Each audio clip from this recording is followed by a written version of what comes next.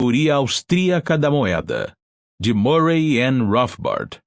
Tradução: Evandro Ferreira e Silva. Narração: Richard Matos. Livro original, publicado pela LVM Editora. A teoria austríaca da moeda praticamente começa e termina com a obra monumental de Ludwig von Mises, A Teoria da Moeda e dos Meios Fiduciários, publicada originalmente em 1912. O feito fundamental de Mises foi partir da teoria da utilidade marginal construída por economistas austríacos e outros marginalistas, como a explicação para a demanda dos consumidores e os preços de mercado, e aplicá-la à demanda e ao valor ou o preço da moeda. Com isso, a teoria da moeda não precisou mais ficar separada da teoria econômica geral da ação e utilidade individual, da oferta, da demanda e dos preços. A teoria monetária não teve mais que sofrer de isolamento em um contexto de velocidades de circulação, níveis de preços e equações de troca. Ao aplicar a análise da oferta e demanda à moeda, Ludwig von Mises usou o conceito de Philip Wicksteed.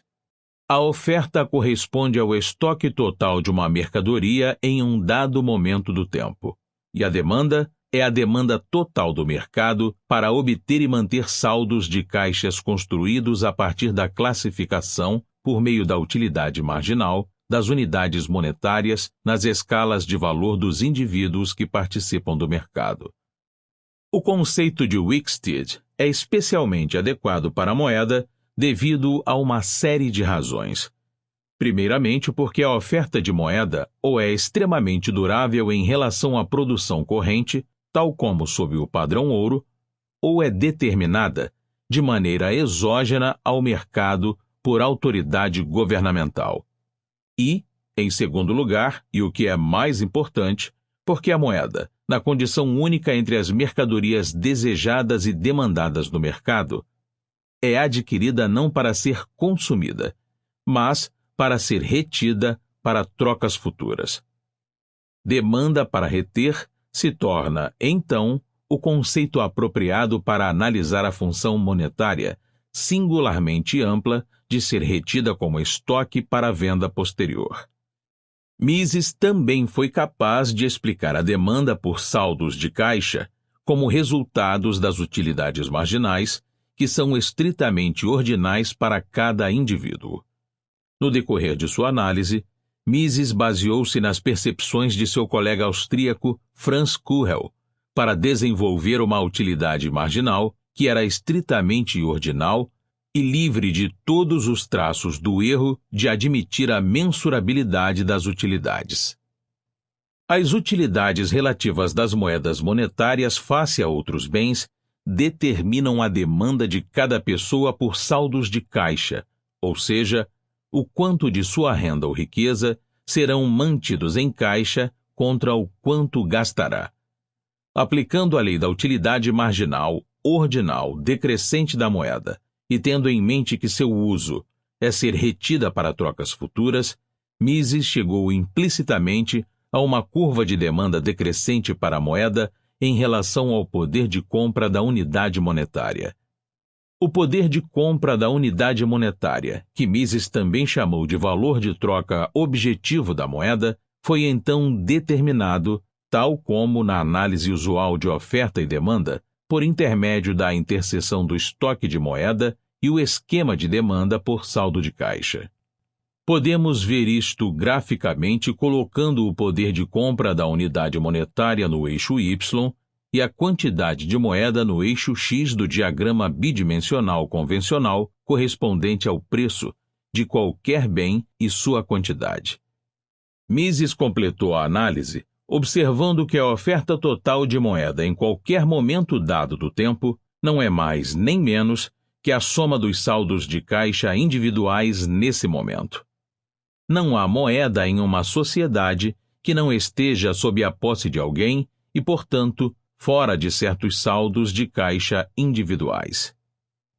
Embora por razões de conveniência, a análise de Mises possa ser expressa no diagrama usual de oferta e demanda com o poder de compra da moeda, servindo como preço da moeda, basear-se somente nesse diagrama simplificado falsifica a teoria. Pois, conforme Mises observou em uma análise brilhante, cujas lições ainda não foram absorvidas pela teoria econômica do mainstream, o poder de compra da unidade monetária não é simplesmente o inverso do assim chamado nível de preços dos bens e serviços.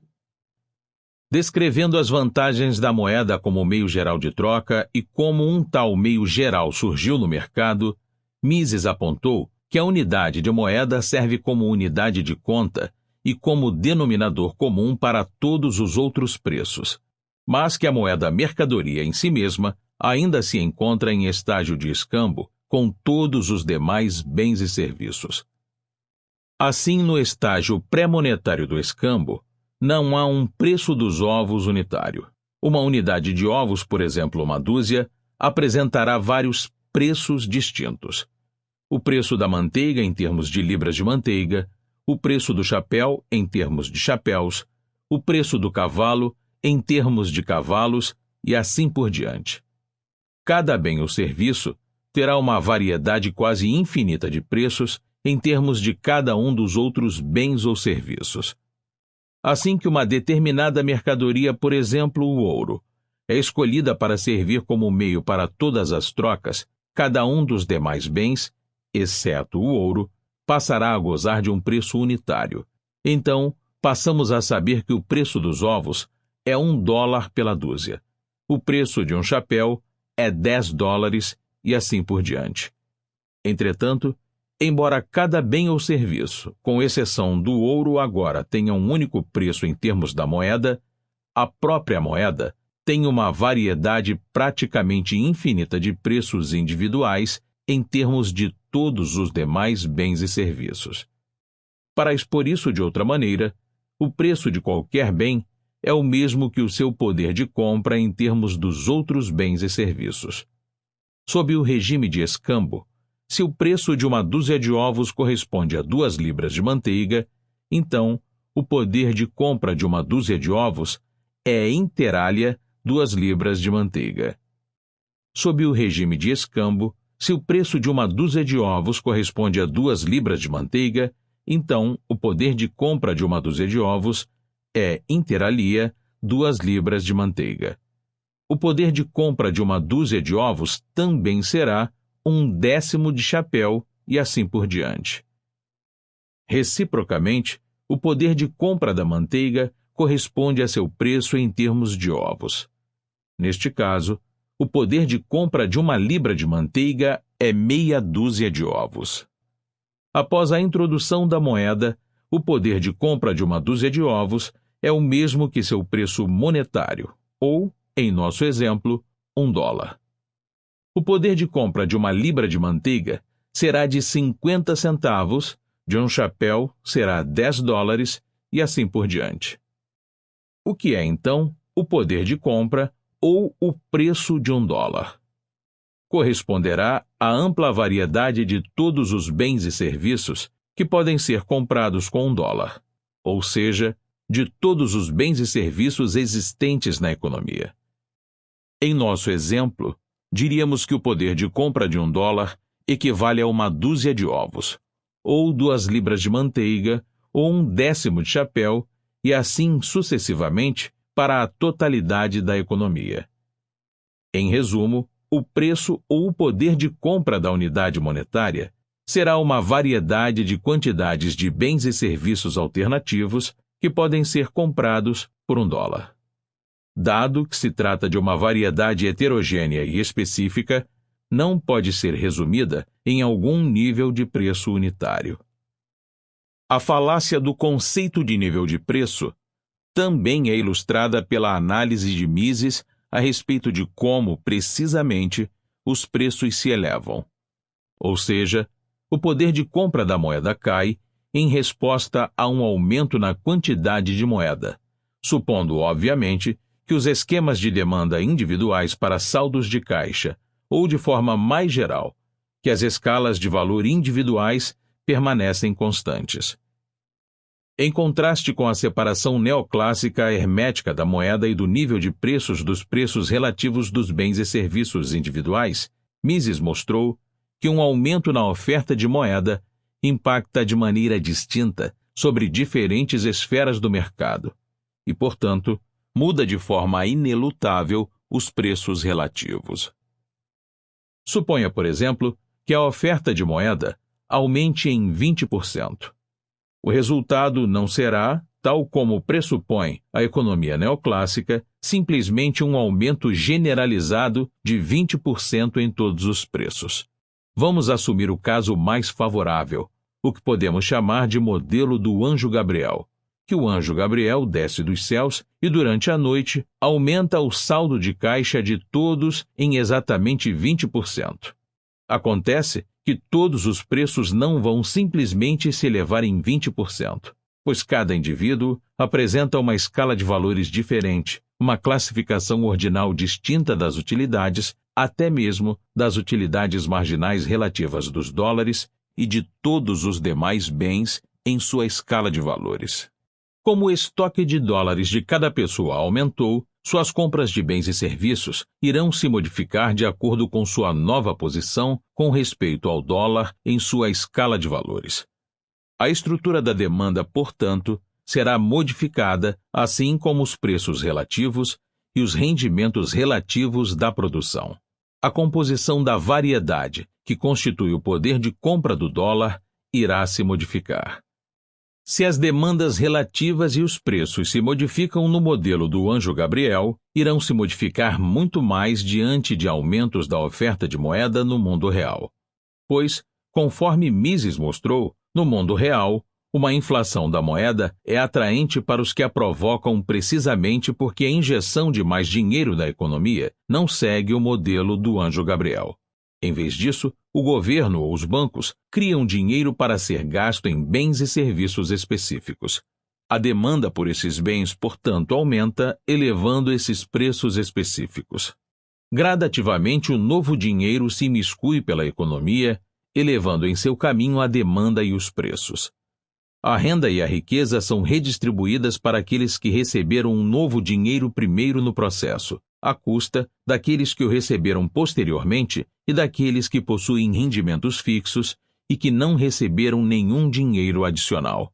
Dois tipos de mudanças nos preços relativos ocorrem como resultado desse aumento na quantidade de dinheiro.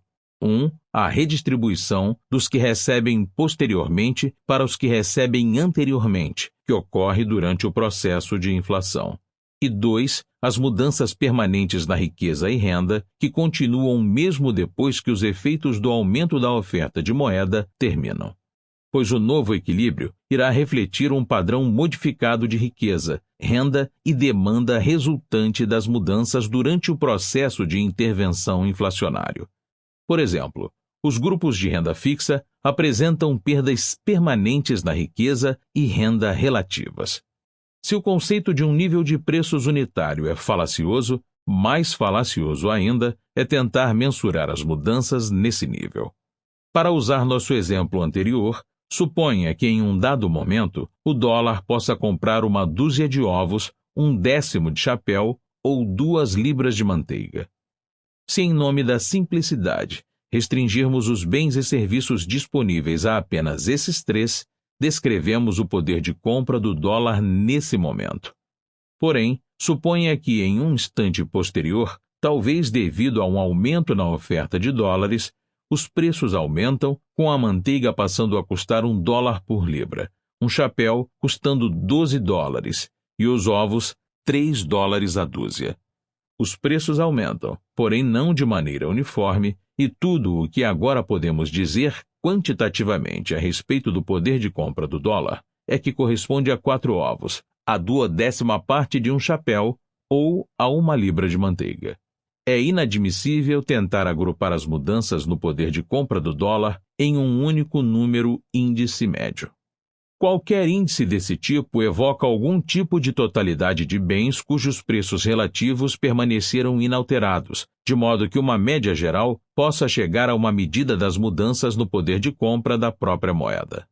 Porém, vimos que os preços relativos não podem permanecer inalterados, muito menos as valorações que os indivíduos realizam sobre esses bens e serviços. Assim como o preço de qualquer bem tende a ser uniforme, o preço ou o poder de compra da moeda, conforme Mises demonstrou, tenderá a ser uniforme em sua área de negociações. O poder de compra do dólar tenderá a ser uniforme nos Estados Unidos da América. De forma semelhante, na era do padrão ouro, o poder de compra de uma unidade de ouro tendia a ser uniforme em todas as áreas onde o ouro estava em uso. Críticos que apontam para as tendências persistentes a diferenças no preço da moeda entre uma localização e outra falham em entender o conceito austríaco do que um bem ou serviço realmente é. Um bem não é definido pelas suas propriedades tecnológicas, mas por sua homogeneidade em relação às demandas e desejos dos consumidores. É fácil explicar, por exemplo, por que o preço do trigo no Kansas não será o mesmo preço do trigo em Nova York. Do ponto de vista do consumidor em Nova York, o trigo, embora tecnicamente idêntico nos dois lugares, corresponde na realidade a duas mercadorias diferentes. Uma é o trigo no Kansas e a outra é trigo em Nova York. O trigo em Nova York, por estar mais perto do seu uso, é uma mercadoria mais valiosa do que o trigo no Kansas e apresentará um preço mais elevado no mercado. De maneira similar, o fato de que um apartamento tecnologicamente semelhante não custará o mesmo aluguel em Nova York e na área rural de Ohio não significa que o preço da mesma mercadoria apartamento difere de maneira persistente, pois o apartamento de Nova York desfruta de uma localização mais valorizada e desejável e, portanto, será precificado a um valor mais elevado no mercado. O apartamento em Nova York é um bem diferente e mais valioso do que o apartamento na área rural de Ohio, dado que as localizações respectivas são parte e parcela do bem em si. Um bem homogêneo deve ser definido sempre em termos de sua utilidade para o consumidor, em vez de por suas propriedades tecnológicas. Para entender a análise, o fato de que o custo de vida pode ser persistentemente mais elevado em Nova York do que na área rural de Ohio não nega a tendência para um poder de compra uniforme do dólar através do país, pois as duas localizações constituem um conjunto de bens e serviços distinto, com Nova York proporcionando uma gama muito mais ampla de bens e serviços ao consumidor. Os custos mais elevados de morar em Nova York refletem as maiores vantagens da localização, da gama mais abundante de bens e serviços disponíveis. Em sua valiosa História da Teoria dos Preços Internacionais, Shi-Yuen Wu enfatizou a contribuição de Ludwig von Mises e observou que sua explicação seguia a tradição de David Ricardo e Nassau Sênior, que foi o primeiro economista a proporcionar uma explicação clara do significado da doutrina clássica de que o valor da moeda era o mesmo em todo lugar, e a demonstrar que diferenças nos preços dos bens de composições similares, em lugares distintos, era perfeitamente conciliável com o pressuposto de uma igualdade do valor da moeda. Notando que Mises chegou a este conceito independente de Sênior, Wu então desenvolveu a aplicação de Mises às supostas diferenças de localização no custo de vida. Conforme Wu colocou, para Mises, aqueles que acreditam nas diferenças nacionais no valor da moeda deixam de fora o fator posicional na natureza dos bens econômicos. De outra maneira, deveriam ter entendido que as supostas diferenças podem ser explicadas pelas diferenças na qualidade das mercadorias oferecidas e demandadas. Wu concluiu com uma citação da obra Theorie des Geldes unter Umlaufsmittel, de Ludwig von Mises. A taxa de troca entre mercadorias e moeda é em toda a parte a mesma, mas os homens e seus desejos não são os mesmos em toda a parte, e nem o são as mercadorias. Se a tendência do poder de compra da moeda deve ser a mesma em toda a parte, o que acontece se uma ou mais moedas coexistam no mundo? Para explicar isso, Mises desenvolveu a análise ricardiana no que viria a ser chamado de teoria da paridade do poder de compra das taxas de câmbio. Isto é, que a taxa de câmbio do mercado entre duas moedas independentes tenderá a ser igual à razão entre seus poderes de compra. Mises mostrou que esta análise se aplica tanto à taxa de câmbio entre o ouro e a prata, independente de se circulam ou não lado a lado dentro de um mesmo país, quanto a moedas fiduciárias independentes emitidas por duas nações. Wu explicou a diferença entre a teoria de Mises e a infelizmente menos conhecida versão da teoria da paridade do poder de compra, apresentada um pouco mais tarde por Gustav Cassel. A versão de Cassel ignora a ênfase austríaca nas diferenças de localização para tratar as diferenças no valor de bens tecnologicamente semelhantes. E isto, por sua vez, complementa a posição clássica e austríaca mais ampla de que o poder de compra da moeda corresponde a uma variedade de bens específicos. Isto contrasta com Cassel e os neoclássicos, que acreditam que o poder de compra da moeda é o inverso de um nível de preços unitário. Assim, Wu afirmou: a teoria da paridade do poder de compra diz que a taxa de câmbio estaria em equilíbrio quando o poder de compra das moedas for igual em todos os países que realizam comércio entre si.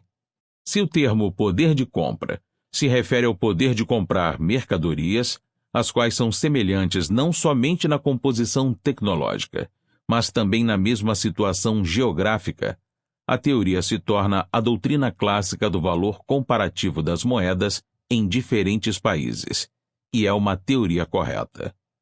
Entretanto, infelizmente, o termo poder de compra em conexão com a teoria às vezes envolve o recíproco do nível geral de preços em um país. Interpretada dessa maneira, a teoria passa a dizer que o ponto de equilíbrio das trocas externas deve ser encontrado no quociente entre os níveis de preços dos diferentes países. Esta é uma versão equivocada da teoria da paridade do poder de compra.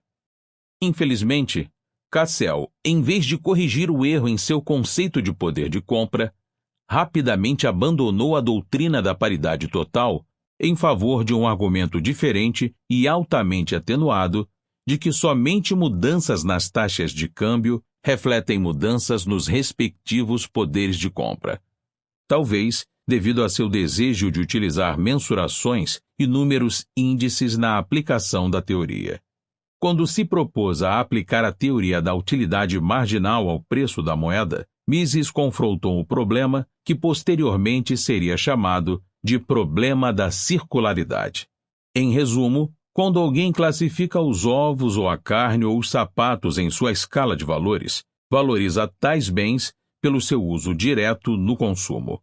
Tais valorações são, obviamente, independentes e anteriores à precificação no mercado. Entretanto, as pessoas demandam moeda para reterem seus saldos de caixa, não para o eventual uso direto no consumo, e sim, precisamente, para trocar esses saldos por outros bens que serão utilizados diretamente. Assim, a moeda não é útil em si mesma, mas porque apresenta um valor de troca anterior, pois foi, e portanto presumivelmente será intercambiável em termos de outros bens. Em resumo, a moeda é demandada porque apresenta um poder de compra pré-existente. Sua demanda não somente é independente de seu preço existente no mercado, mas decorre precisamente de já ter um preço em termos de outros bens e serviços. Entretanto, se a demanda por moeda, bem como sua utilidade, depende de seu preço ou poder de compra já existentes, então como esse preço pode ser explicado pela demanda? Parece que qualquer tentativa austríaca de aplicar a teoria da utilidade marginal à moeda fica inevitavelmente presa em uma armadilha circular. Por essa razão, a economia do mainstream não foi capaz de aplicar a teoria da utilidade marginal ao valor da moeda, e assim foi para direções walrasianas multicausais, ou não causais. Mises, no entanto, obteve sucesso na solução deste problema em 1912, ao desenvolver seu assim chamado Teorema da Regressão. Brevemente, Mises sustentou que a demanda por moeda ou por saldos de caixa, no momento presente, digamos no dia X, reside no fato de que a moeda no dia anterior, x-1, apresentava um poder de compra. O poder de compra da moeda no dia X é determinado pela interação, no dia X, da oferta de moeda nesse dia e a demanda por saldos de caixa nesse dia, o que, por sua vez, é determinado pela utilidade marginal dos indivíduos no dia X. Entretanto, esta utilidade marginal e, portanto, esta demanda apresenta um componente histórico inevitável. O fato de que a moeda era dotada de um poder de compra anterior no dia X-1, e que, portanto, os indivíduos sabem que esta mercadoria tem função monetária e será intercambiável nos dias futuros por outros bens e serviços. Mas o que, então, determinava o poder de compra da moeda no dia X-1? Novamente, esse poder de compra seria determinado pela oferta e demanda por moeda no dia X-1, que, por sua vez, dependia do fato de que a moeda tinha poder de compra no dia X-2. No entanto, não estamos presos em uma regressão ao infinito, sem podermos escapar da armadilha circular e sem explicação última? Não. O que precisamos fazer é levar a regressão temporal ao ponto em que a moeda mercadoria não era utilizada como meio de trocas indiretas, mas sim demandada puramente por seu próprio uso de consumo. Voltemos logicamente ao segundo dia em que uma dada mercadoria, por exemplo, o ouro, foi usada como meio de troca. Naquele dia, o ouro foi demandado em parte porque apresentava um poder de troca pré-existente como moeda, ou mais propriamente como meio de troca, no primeiro dia. Entretanto, o que dizer a respeito do primeiro dia? Naquele dia, a demanda por ouro novamente dependia do fato de que o ouro tinha um poder de compra anterior, e assim, empurramos a análise até o último dia do escambo. A demanda por ouro no último dia do escambo era puramente devido a um uso de consumo e não apresentava componente histórico referente a algum dia anterior, pois sob o escambo, cada mercadoria era demandada somente por causa de seu uso de consumo corrente, e isso não era diferente para o ouro. No primeiro dia de seu uso como meio de troca, o ouro passou a apresentar dois componentes na sua demanda ou utilidade. Primeiro, um uso de consumo tal como existira no escambo.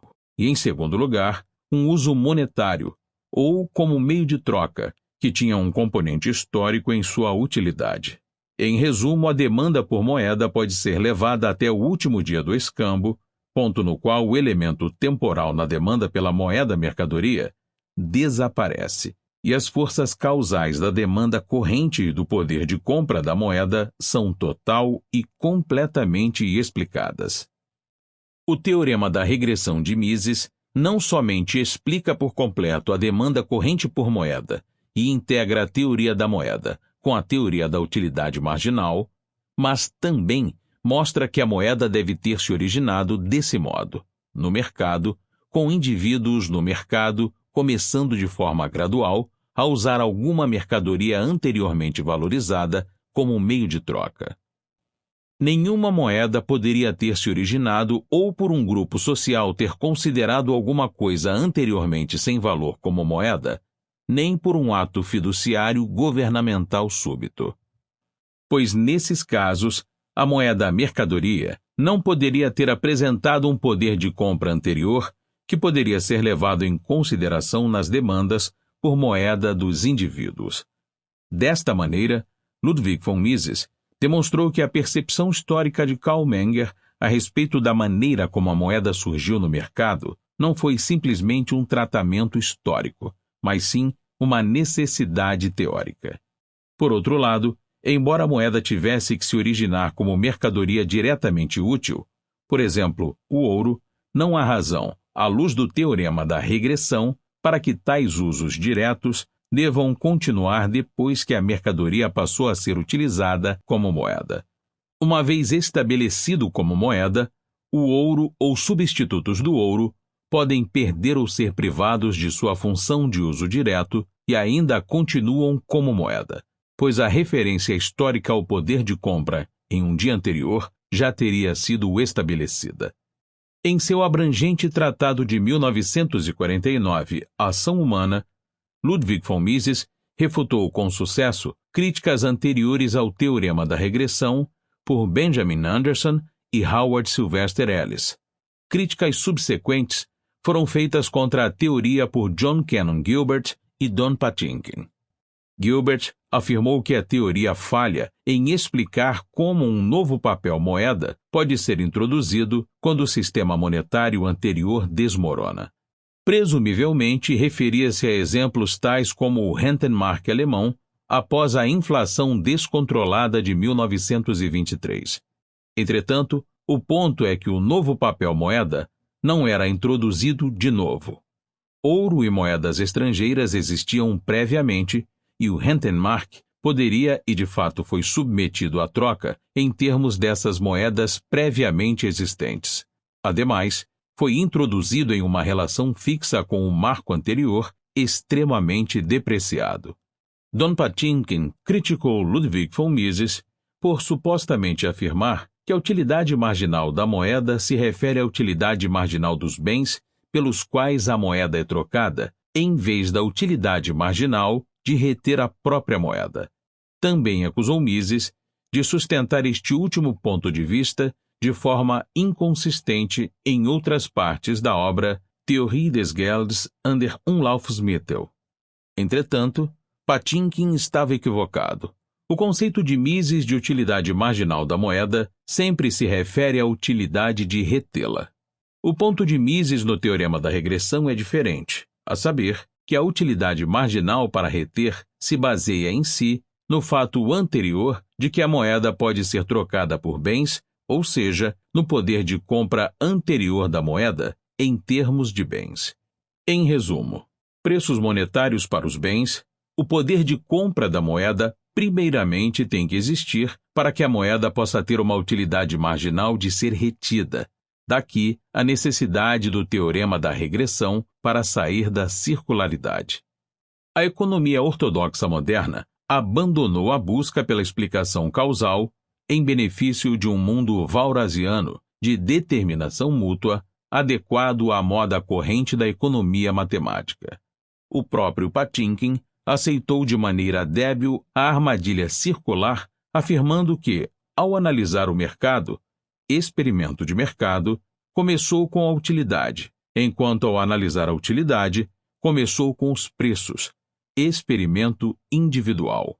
Com sua arrogância característica, Paul Samuelson e George J. Stigler atacaram cada qual a preocupação austríaca em sair da circularidade para analisar relações causais. Samuelson regressou a Leon Walras, que desenvolveu a ideia de equilíbrio geral, no qual todas as magnitudes são simultaneamente determinadas por relações interdependentes eficazes, o que contrastou com os temores dos escritores literários, ou seja, economistas que escrevem em inglês a respeito do raciocínio circular. O professor George Stigler desprezou Eugen von Bumbawerk por seu fracasso em entender alguns dos elementos mais essenciais da teoria econômica moderna, os conceitos de determinação mútua e equilíbrio, desenvolvidos pela utilização da teoria das equações simultâneas. A determinação mútua é rejeitada em favor do conceito obsoleto de causa e efeito. Stigler acrescentou a observação sarcástica de que Bumbawerk não era treinado em matemática. Assim, economistas ortodoxos refletem a infeliz influência do método matemático na economia.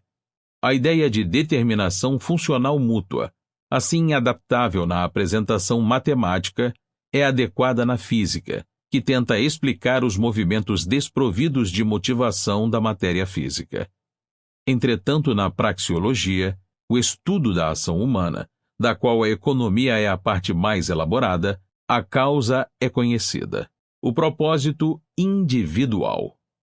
Na economia, portanto, o método apropriado consiste em partir da ação causal para seus efeitos consequentes. Em Ação Humana, Ludwig von Mises desenvolveu a teoria austríaca da moeda, dando um sério golpe contra o próprio conceito de equilíbrio geral walrasiano. Para atingir esse equilíbrio, os dados básicos da economia, valores, tecnologia e recursos, precisam ser todos congelados e entendidos por todos os participantes do mercado a ser congelado indefinidamente.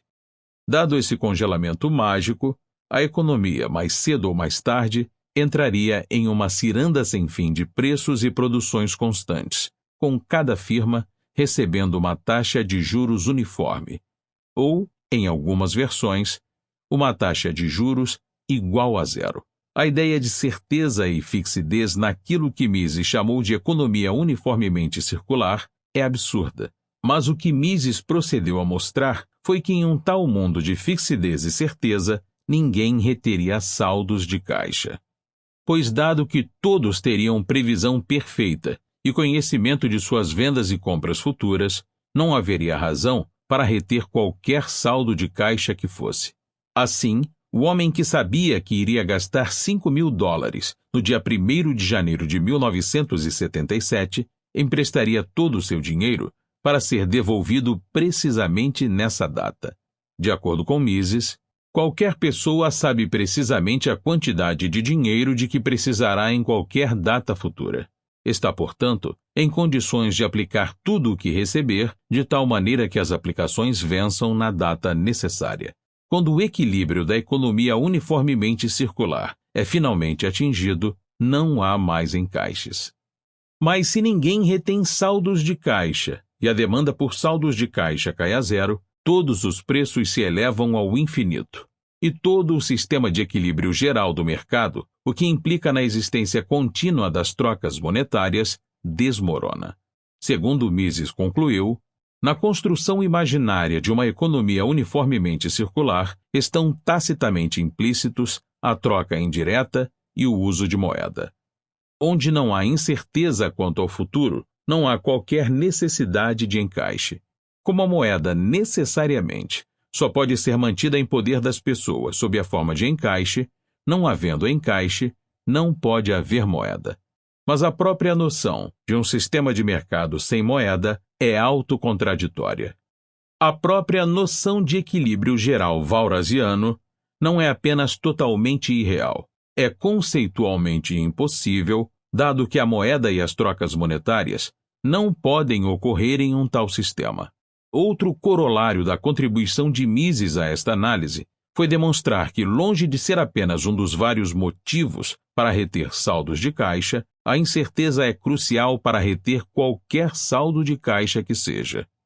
Que tais problemas agora estejam assombrando a economia do mainstream é revelado pela demonstração de Frank Horace Hahn de que o bem conhecido modelo de Patinkin para o equilíbrio geral pode somente estabelecer a existência de uma demanda por moeda, apelando a noções tais como uma suposta incerteza dos momentos exatos das vendas e compras futuras, e a imperfeições no mercado de crédito.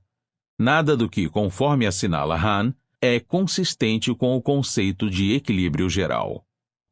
Com relação à oferta da moeda, Mises voltou à antiga percepção ricardiana de que um aumento na oferta de moeda nunca confere qualquer benefício que seja à sociedade, pois a moeda é fundamentalmente diferente dos bens de consumo e produção em ao menos um aspecto vital.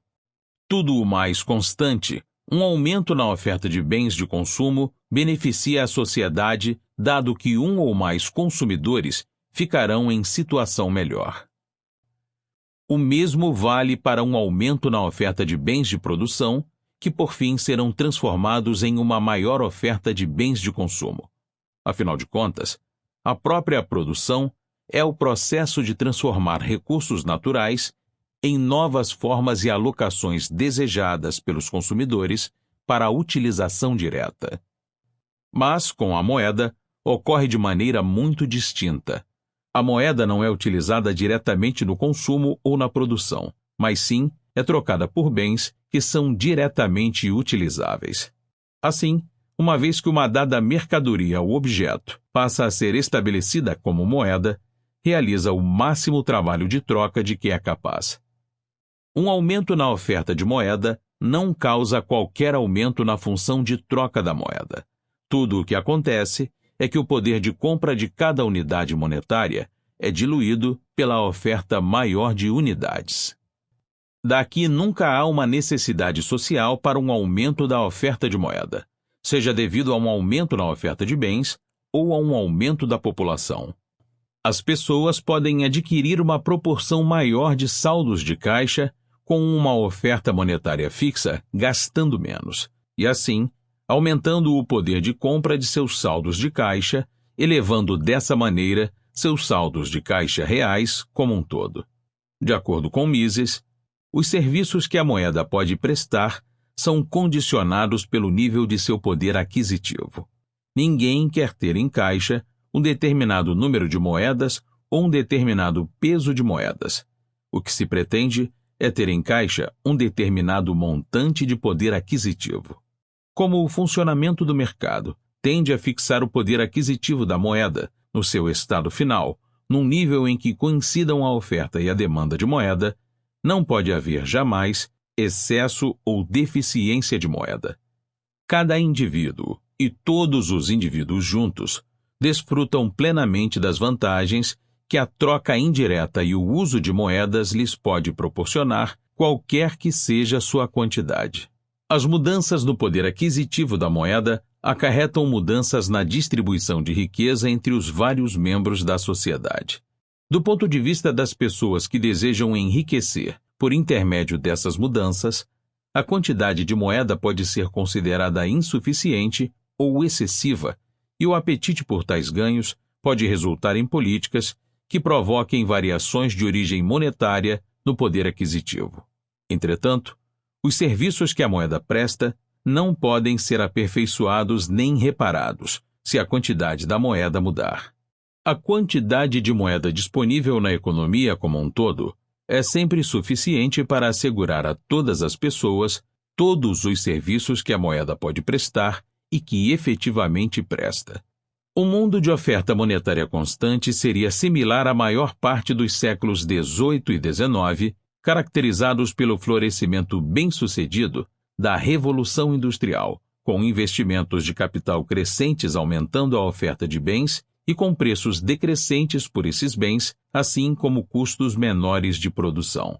Tal como demonstrado pela notável teoria austríaca dos ciclos de negócios, mesmo uma expansão inflacionária da moeda e do crédito para compensar a queda secular dos preços, cria distorções da produção que resultam no ciclo de negócios.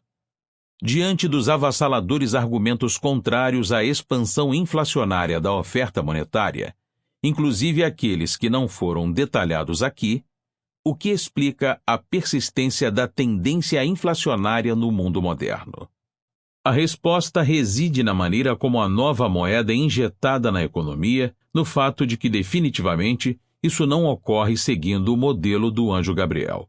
Por exemplo, um governo não multiplica a oferta monetária 10 vezes de uma vez só, emitindo um decreto que acrescenta mais um zero a cada quantidade monetária na economia. Em qualquer economia que não esteja sob um padrão que seja totalmente baseado em mercadoria, a oferta monetária se encontra sob o controle do governo, do Banco Central e do sistema bancário controlado. Essas instituições emitem dinheiro e o injetam na economia gastando ou emprestando para devedores favorecidos. Conforme vimos, um aumento na oferta de moeda beneficia os que recebem primeiro, isto é, o governo, os bancos e seus devedores ou empreiteiros favorecidos à custa dos grupos de rendimentos relativamente fixos que recebem um novo dinheiro posteriormente ou que chegam mesmo a não receber nada e que sofrem uma perda no rendimento real e na riqueza. Em suma, a inflação monetária é um método pelo qual o governo, o sistema bancário sob seu controle e grupos políticos favorecidos conseguem expropriar parcialmente a riqueza de outros grupos da sociedade. Aqueles dotados com o poder de controlar a oferta monetária emitem mais dinheiro para a própria vantagem econômica e à custa do restante da população. Entregue ao governo o monopólio da emissão e oferta de moeda, e o governo irá inflar essa oferta em vantagem própria e em detrimento dos politicamente menos poderosos. Uma vez que adotamos a abordagem distintamente austríaca do individualismo metodológico, assim que percebemos que o governo não é uma instituição sobre-humana, dedicada ao bem comum e ao bem-estar geral, mas sim apenas um grupo de indivíduos que se dedicam a avançar os próprios interesses econômicos, então a razão para o inflacionismo inerente do governo, como monopolista monetário, se torna clara como um cristal. Conforme mostra a análise austríaca da moeda, entretanto, o processo de inflação provocada não pode durar indefinidamente, pois o governo não pode, em última análise, controlar o ritmo da deterioração monetária e a perda do poder de compra. O resultado último de uma política de inflação persistente é a inflação descontrolada e o colapso total da moeda. Da maneira como Mises analisou o curso da inflação desenfreada, tanto antes como depois do primeiro exemplo de um tal colapso em uma economia industrializada na Alemanha do pós-Primeira Guerra Mundial, tal inflação geralmente ocorre da seguinte maneira. Primeiro, o aumento da oferta monetária pelo governo e o subsequente aumento dos preços são considerados pelo público como temporários. Dado que, como foi verdade na Alemanha durante a Primeira Guerra Mundial, o aparecimento da inflação costuma ser provocado pelos gastos extraordinários de uma guerra, o público supõe que após a guerra, as condições, até mesmo os preços, voltarão à norma de antes da inflação. Assim, a demanda do público por saldos de caixa aumenta, dado que esperam a diminuição dos preços antecipada.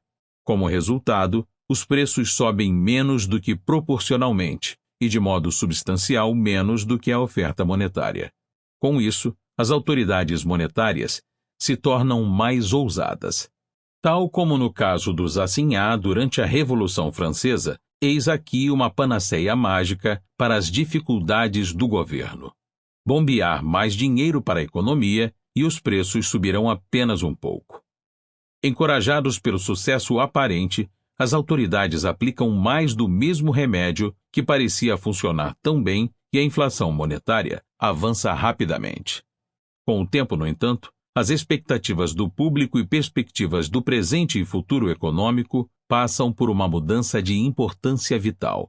Começam a perceber que não haverá retorno à norma de antes da guerra e que a nova norma é uma inflação contínua dos preços, que os preços continuarão a subir em vez de descer. Segue-se a segunda fase do processo inflacionário, com uma queda contínua na demanda por saldos de caixa, com base na seguinte análise. É melhor gastar meu dinheiro em X, Y ou Z agora, porque sei muito bem que no próximo ano os preços estarão maiores.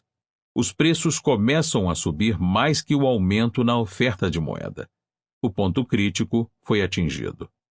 Neste ponto, a economia é vista como algo que está sofrendo de uma escassez de moeda tal, como evidenciado pela expansão monetária deixada para trás pelo aumento dos preços. O que agora se chama de crise de liquidez ocorre em ampla escala e surgem clamores por mais aumentos na oferta monetária. Conforme o economista austríaco Constantino Brechani-Turroni escreveu em seu estudo definitivo da hiperinflação alemã, o aumento dos preços provocou uma intensa demanda pela subida do meio circulante, dado que a quantidade existente não era suficiente para o volume de transações. Ao mesmo tempo, a necessidade de moeda por parte do Estado aumentou rapidamente, e suas atenções se voltaram para o Reichsbank. A pressão exercida sobre ele tornou-se mais e mais insistente e o aumento das emissões pelo Banco Central apresentou-se como um remédio. As autoridades, então, não tiveram coragem para resistir à pressão daqueles que demandavam quantidades cada vez maiores de papel-moeda e para enfrentar firmemente a crise, que seria, inegavelmente, o resultado de colocar um fim à emissão de notas. Preferiram continuar com o método conveniente de aumentar continuamente a emissão de notas, de maneira a tornar possível a continuidade dos negócios, porém, ao mesmo tempo, prolongando o estado patológico da economia alemã. O governo aumentou os salários em proporção à depreciação do marco e os empregadores, por sua vez, garantiram os aumentos contínuos dos salários para evitar disputas, desde que pudessem aumentar os preços de seus produtos. Assim, criou-se um círculo vicioso. O câmbio foi depreciado, a emissão de notas aumentou. O aumento na quantidade de papel-moeda depreciou ainda mais o valor do marco em relação ao ouro. Os preços aumentaram uma vez mais e assim por diante.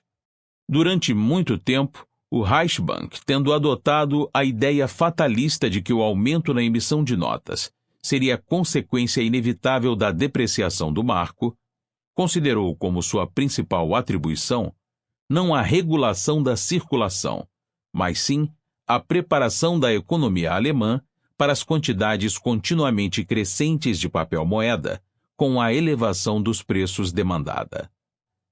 Dedicou-se especialmente à organização, em grande escala, da produção de marcos de papel. O tipo de pensamento que agarrou as autoridades monetárias alemãs no auge da hiperinflação pode ser ilustrado por esta declaração do presidente do Reichsbank, Rudolf Havenstein.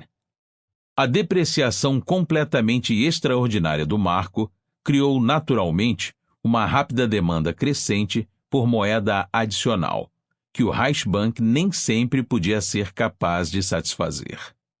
Uma produção simplificada de notas e grandes denominações nos permitiu colocar quantias cada vez maiores em circulação. Porém, essas somas enormes mal são suficientes para cobrir a demanda amplamente aumentada por meios de pagamento que recentemente acaba de atingir um nível absolutamente fantástico. O funcionamento da organização de impressão de dinheiro do Reichsbank, que se tornou absolutamente enorme, coloca as demandas mais extremas no nosso pessoal. Os Estados Unidos da América parecem estar entrando na fase 2 da inflação em 1975, e é digno de nota que economistas tais como Walter Heller já tenham começado a reclamar que a oferta monetária precisa ser expandida para restaurar os saldos de caixa reais do público, para aliviar a escassez dos saldos reais. Tal como na Alemanha no início dos anos 1920, o argumento que está sendo empregado é que a quantidade de moeda não pode ser responsabilizada pela inflação, dado que os preços estão aumentando a uma taxa maior que a oferta de moeda. A fase 3 da inflação é o último estágio descontrolado, o colapso da moeda.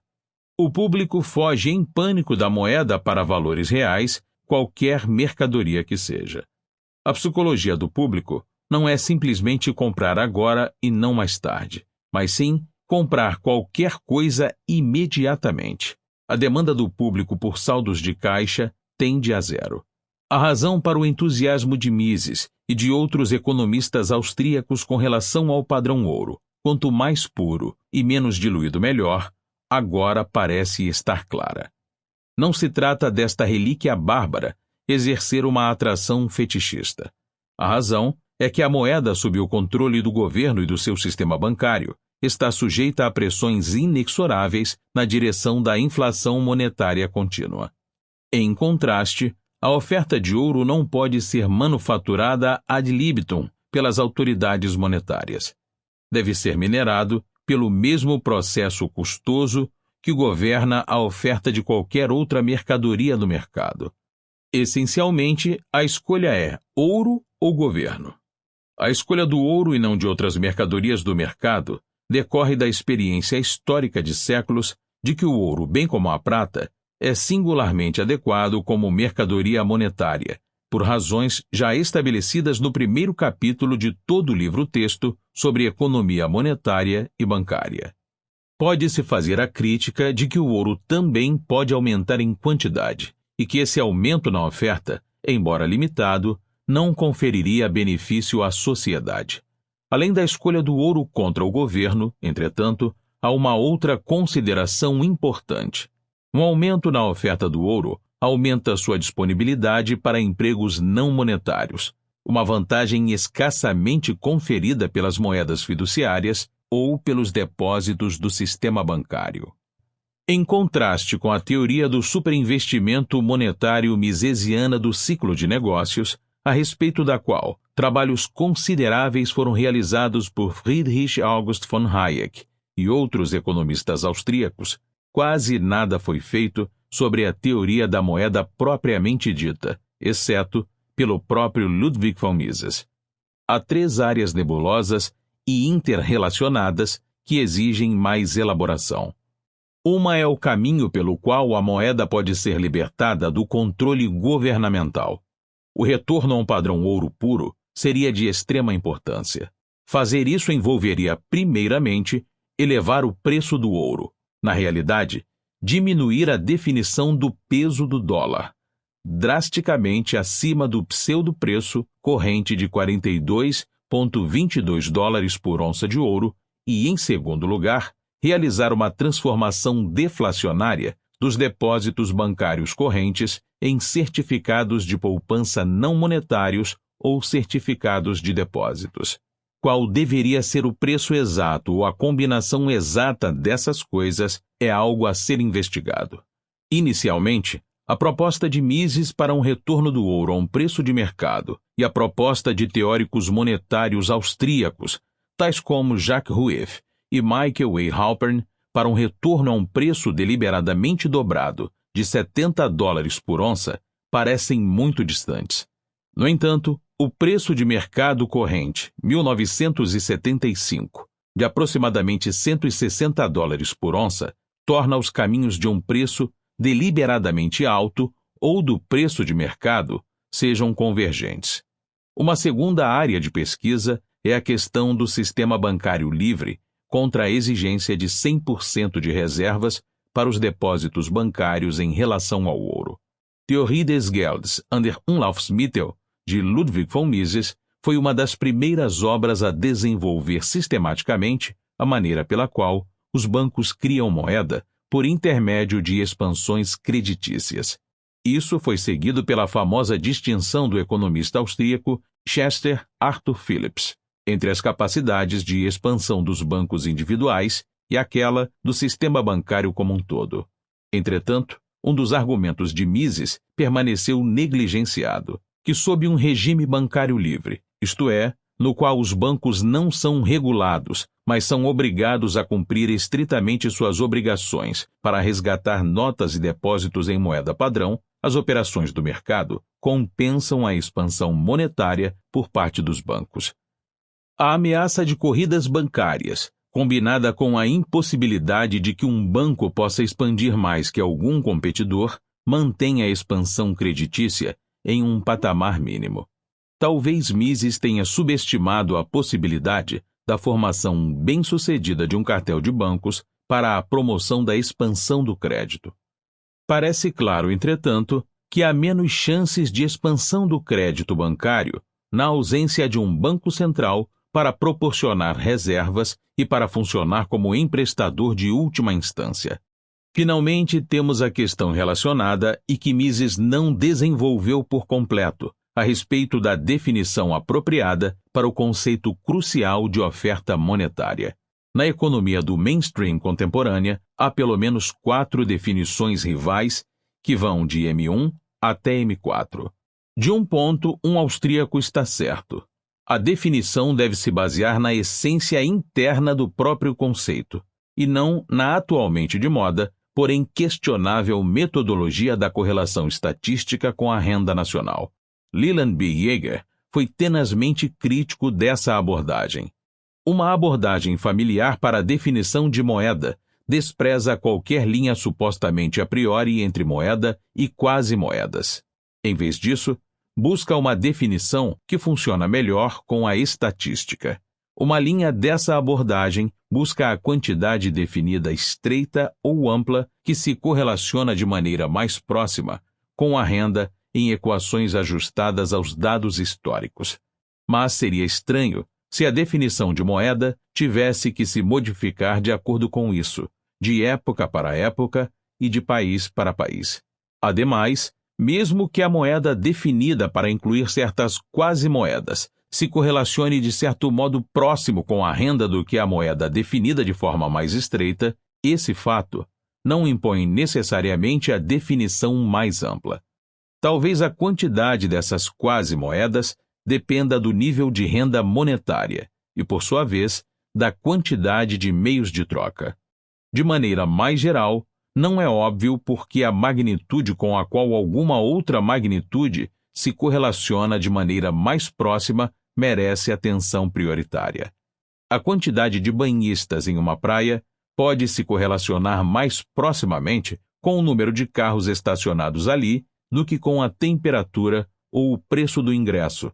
Mesmo assim, a primeira correção pode ser menos interessante ou menos útil do que algumas das outras.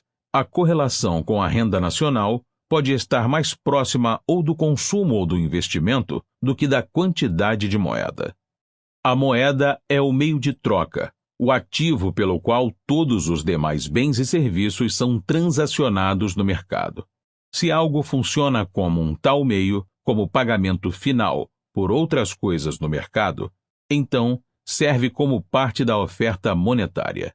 Em sua Theorie des Gelds under Umlaufsmittel, Ludwig von Mises distinguiu entre a moeda padrão, moeda no sentido estreito, e substitutos da moeda, tais como notas bancárias e depósitos à vista, que funcionam como ofertas monetárias adicionais. Deve ser observado, por exemplo, que no clássico não austríaco de Irving Fischer, O Poder de Compra da Moeda, escrito em 1911, por volta da mesma época do trabalho de Mises, M consistia somente no padrão monetário, enquanto o M1 consistia nos substitutos da moeda na forma de depósitos bancários à vista, resgatáveis ao padrão da paridade. Atualmente, nenhum economista pensaria em excluir os depósitos à vista da definição de moeda. Mas, se ponderarmos o problema, vemos que se um banco começa a falhar, seus depósitos não mais equivalem à moeda. Não servem mais como moeda no mercado. Somente são moeda até o colapso iminente de um banco. Ademais, assim como o M1, moeda mais depósitos à vista, é mais ampla que a definição mais estreita, podemos criar definições ainda mais amplas, incluindo os depósitos à vista dos bancos comerciais e valores de resgate de seguradoras, que são reembolsáveis à vista com a moeda padrão e, portanto, servem como substitutos monetários e como parte da oferta de moeda até que o público comece a duvidar que são reembolsáveis. Partidários do M1 argumentam que bancos comerciais são particularmente poderosos para criar depósitos e, ademais, que seus depósitos circulam mais ativamente que os depósitos de outros bancos. Vamos supor, entretanto, que em um país sob o padrão ouro, um homem tem algumas moedas de ouro em seu escritório em casa e outras trancadas no cofre de um banco. Seu estoque de moedas de ouro em casa circulará ativamente e o do cofre lentamente. Porém, certamente, os dois são parte de seu estoque de dinheiro.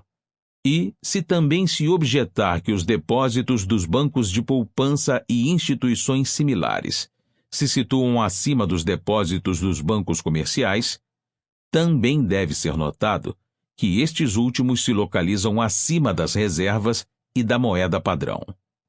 Um outro exemplo servirá para responder à objeção comum de que os depósitos em um banco de poupança não são moeda porque não podem ser utilizados diretamente como meio de troca, mas precisam ser resgatados em tal meio.